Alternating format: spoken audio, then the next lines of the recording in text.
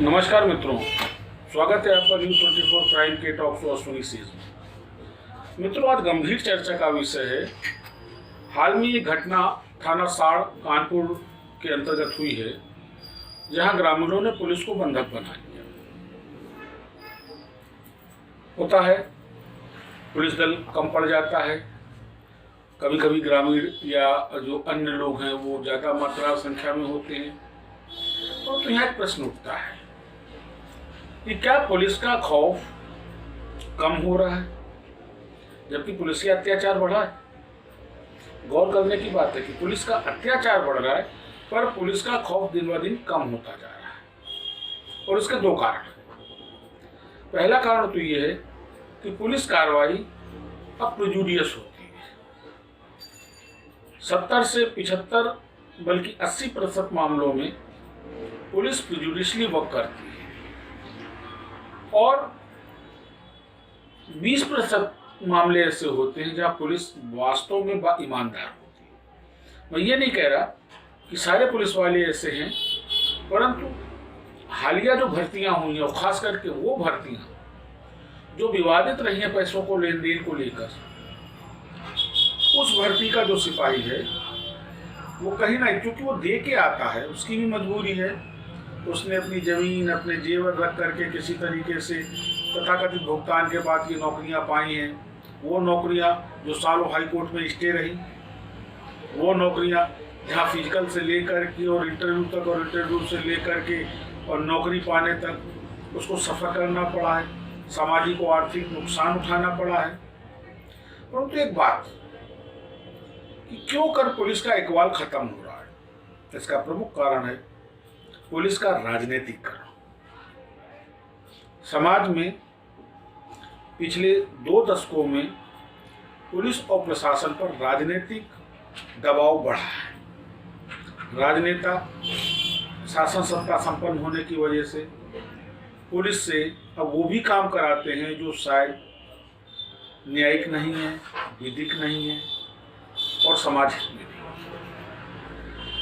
तो आप उम्मीद कर सकते हैं कि जो पुलिस वाला किसी राजनेता के दबाव में उसके कार्य करता है, यहाँ गौर करने वाली बात है उसके कार्य, न्यायिक या विधिक नहीं। जब वो उसके 4 कार्य करेगा तो 5वां कार्य वो अपने मन का भी करेगा, तो उसको मालूम है उसके पीछे एक अदद राजनेता उसको संरक्षित करने के लिए खड़ा है।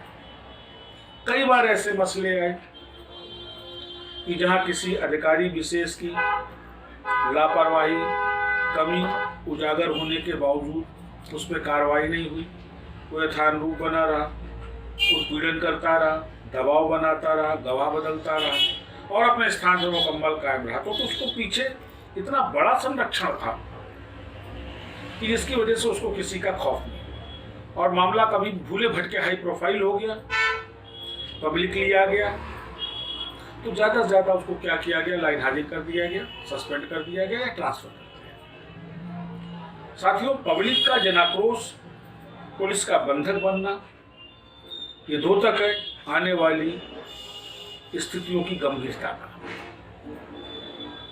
हालांकि 1860 में, मैंने जैसे पहले भी कई बार शेयर किया है, जब अंग्रेजों ने पुलिस की सोच डेवलप की थी, उस समय उनका मकसद था कि पुलिस को प्राथमिक इकाई बना के जनता का प्राथमिक स्तर पर ही दमन करना, जनता की मदद नहीं करना, न्याय व्यवस्था नहीं कायम करना, केवल जनता का दमन। और दुर्भाग्य देखिए कि आज आज़ादी का 74वां वर्ष चल रहा है, तो हम आज भी 1860 और 1861 का पुलिस मैनुअल लेके चल रहे हैं। क्या हमारे विद्वान राजनेताओं को ये समझ में नहीं आया कि 1860 में किस उद्देश्य को लेकर के पुलिस कॉन्सेप्ट डेवलप हुआ था और किस उद्देश्य को लेकर 1861 का पुलिस मैनुअल आया। आज भी चौराहे पे नज़ारा आम है कि पुलिस वाला जब डंडा उठाता है तो रिक्शे वालों को, लोडर वालों को, ऑटो वालों को, आम आने जाने वालों को एक ही सांस में कितनी गालियां बकता। क्या ये राइट टू डिग्निटी का वायलेशन नहीं? क्या पुलिस को, किसी को गालियां बकने का अधिकार क्या भारत के संविधानगत है? जहां एक तरफ भारत का संविधान सामाजिक सुरक्षा की बात करता है, डिग्निटी टू राइट की बात करता है, आपके सम्मान की सुरक्षा की बात करता है। वहीं एक पुलिस वाला लाठी उठा करके 4 लाठी भी मारता है और 40 गालियां भी बकता है।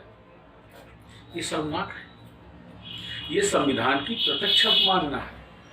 परंतु आज भी पीटीसी में पुलिस वालों को शिक्षा दी जाती है। आधार क्या लिया था साहब, वो इस तरीके से दबाव बनता है और जनता का नियंत्रित होती है। जनता नियंत्रित होगी और जनता को नियंत्रित करने के लिए तो क्या आप माँ बहन की गालियां बकेंगे, क्या लाठियां चलाएंगे? क्या ये सब समाज को स्वीकार होना चाहिए? क्या उस रिक्शे वाले की अपनी कोई अस्मिता नहीं, उसका अपना कोई वजूद नहीं, उसका अपना कोई आत्मसम्मान नहीं?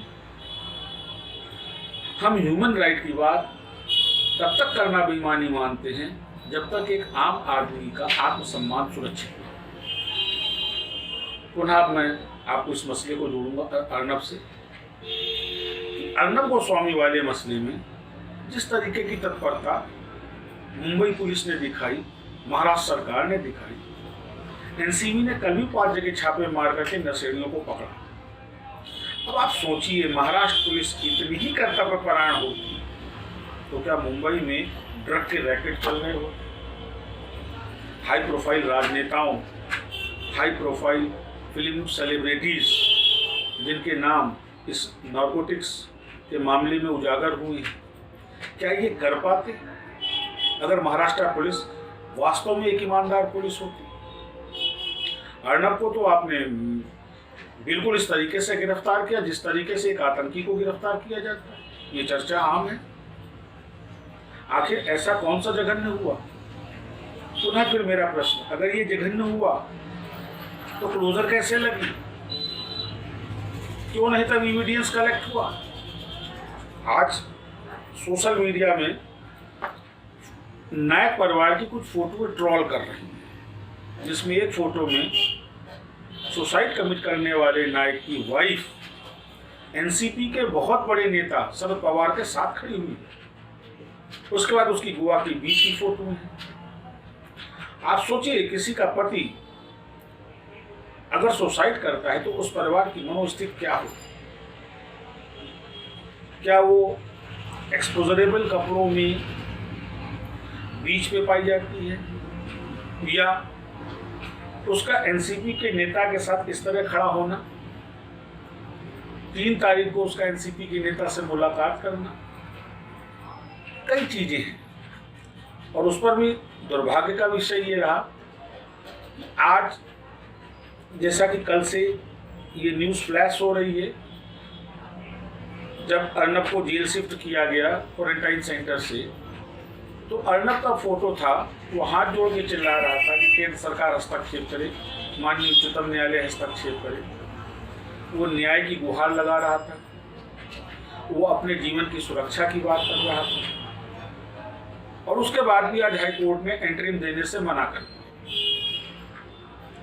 जबकि विधि विशेषज्ञों का मानना है कि जब किसी जुडिशियल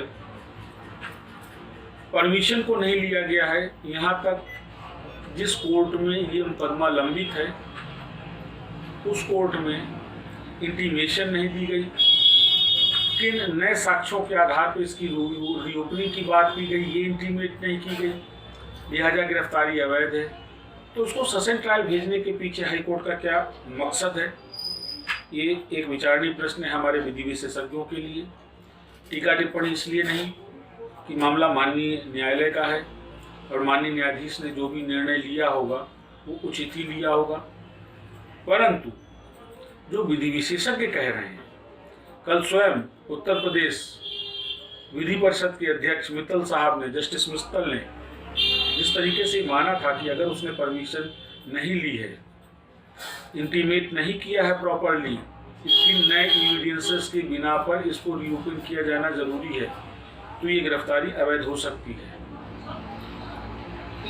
उम्मीद करते हैं कि सारे सब्जेक्ट मैटर को हाईकोर्ट ने कंसीडर किया होगा, परंतु फिर एक गंभीर मुद्दा बदलता है कि यदि रूल ऑफ लॉ एप्लीकेबल है तो जनता में पुलिस यानी इन्फोर्समेंट एजेंसी के विरुद्ध इतना विद्रोह क्यों?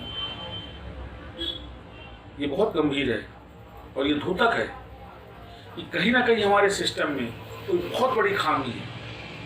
ये तो भाग्य से रही है कि ये हिंदुस्तान है और हिंदुस्तानी की बर्दाश्त करने की क्षमता ज़रूरत से ज़्यादा होती है। अगर ये मसला कहीं रसिया का होता, ये मसला कहीं अमेरिका का होता, किसी so called well educated country का होता, तो अब तक पब्लिक सड़क पर रिवोल्ट कर रही होती। ये बात इन राजनीतिज्ञों को समझ लेनी चाहिए। परंतु हिंदुस्तान के समाज में आधिकारिक पढ़ाई तो है, आदमी सो कॉल्ड लिटरेट है, साक्षर है, लेकिन साक्षरता जागरूक नहीं। वो अपने राइट्स के लिए, वो अपने फ्रीडम के लिए वो इतना जागरूक नहीं है, क्योंकि और इसी वजह से इन राजनेताओं ने और राजनीतिक पार्टियों ने समाज को तोड़ा था। शुरू से खाचा बना हुआ है 74 सालों से कि अगर हिंदुस्तान में सत्ता करनी है तो हिंदुस्तान के समाज को तोड़ना होगा, धर्म के आधार पर, जाति के आधार पर। लाख संविधान उसकी मनाही करे।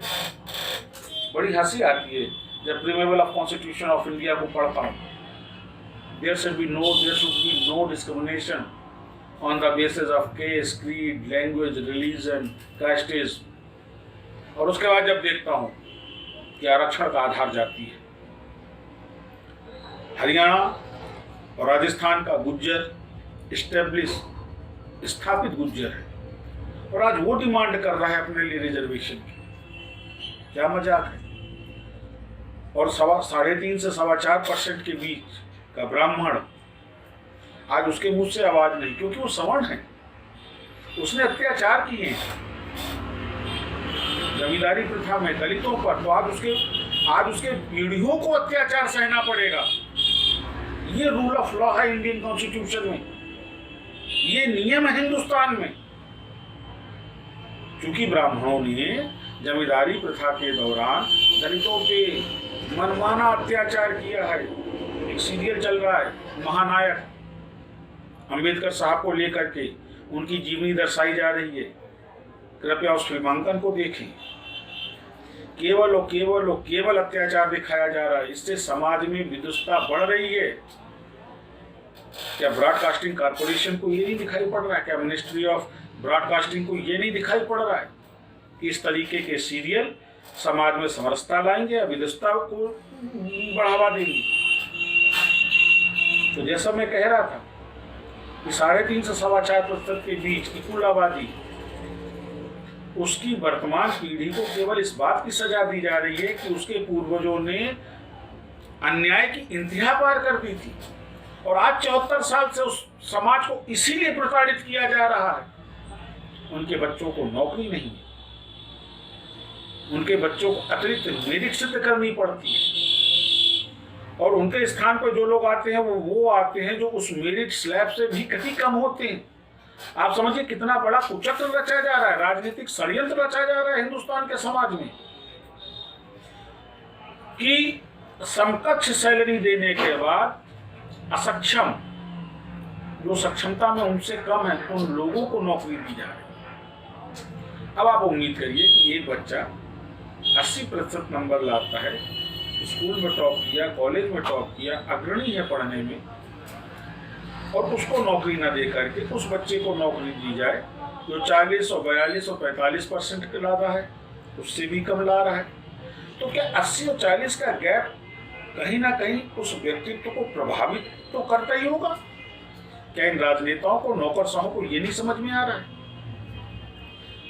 जबकि डॉक्टर भीमराव अंबेडकर ने ये चाहा था कि उनका दलित समाज पढ़ लिख करके अपनी श्रेष्ठता को, अपनी विद्वता को, अपने व्यक्तित्व को सिद्ध करे।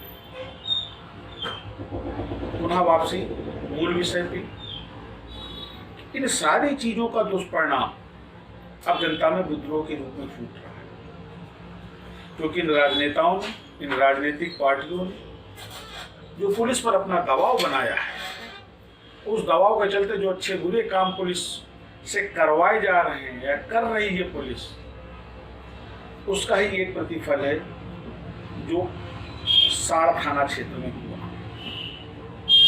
ये चेतावनी है व्यवस्था के लिए, सरकार के लिए, सभ्य समाज के लिए और एक गंभीर प्रश्न हमारे आपके चिंतन के लिए। हम आप ऐसे ही बेबाक चर्चा करते रहेंगे। आप हमारा चैनल सब्सक्राइब करें और हमको लाइक करें। नमस्कार।